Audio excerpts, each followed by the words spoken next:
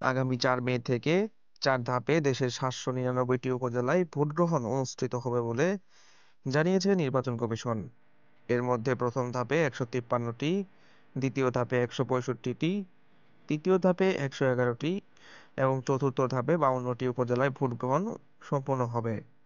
অবশিষ্ট 12টি উপজেলা পরিষদে পরবর্তীতে সুবিধাজনক সময়ে নির্বাচন অনুষ্ঠিত হবে।